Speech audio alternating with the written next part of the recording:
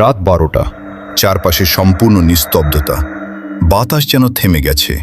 দূরে কোথাও কুকুরের ডাকার শব্দ, আর সেই অন্ধকারের মাঝে দাঁড়িয়ে আছে একটা পুরনো ভাঙা বাড়ি।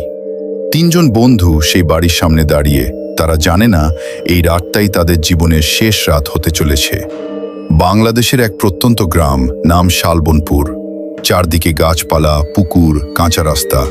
দেখতে একদম শান্ত একটা জায়গা, কিন্তু এই শান্তির আড়ালেই লুকিয়ে আছে একটা ভয়ঙ্কর রহস্য। গ্রামের শেষ প্রান্তে একটা পুরনো বাড়ি, কালো দেয়াল, ভাঙা জানলা, আর দরজাটা সবসময় আধা খোলা। সবাই একে বলে কালো বাড়ি।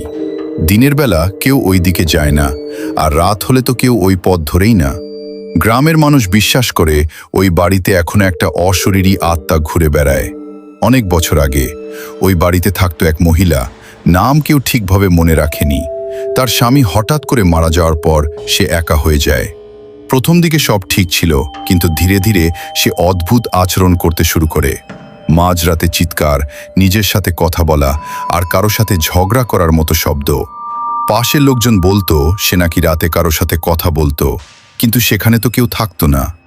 একদিন এক প্রতিবেশী দূর থেকে দেখেছিল সে বাড়ির ছাদে দাঁড়িয়ে কারো দিকে হাত নেড়ে কথাটা বলছে, কিন্তু তার সামনে কেউ ছিল না।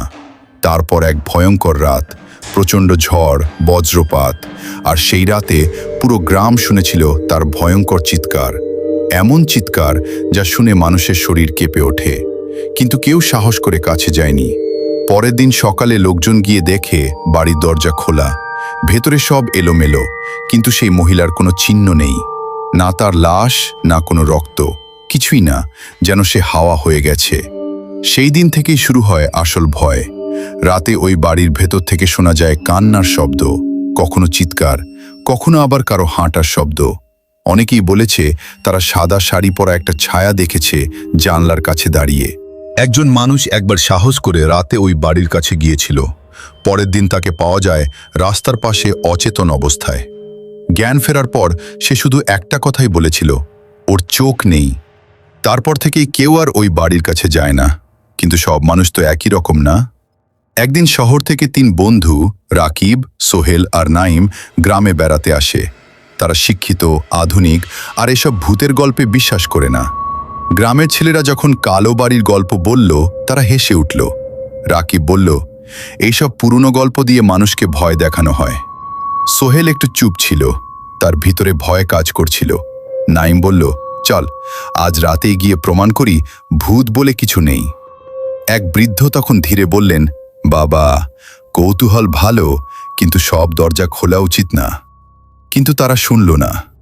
সেদিন রাত 12টা, আকাশে চাঁদ নেই, কালো মেঘে ঢেকে গেছে সব। চারপাশে অদ্ভুত নীরবতা, যেন পুরো গ্রাম ঘুমিয়ে নেই, বরং অপেক্ষা করছে। 3 জন টর্চ নিয়ে ধীরে ধীরে কালো বাড়ির দিকে এগিয়ে গেল। বাড়ির সামনে দাঁড়াতেই একটা ঠান্ডা হাওয়া তাদের শরীর কাঁপিয়ে দিল। মনে হলো কেউ যেন তাদের দিকে তাকিয়ে আছে।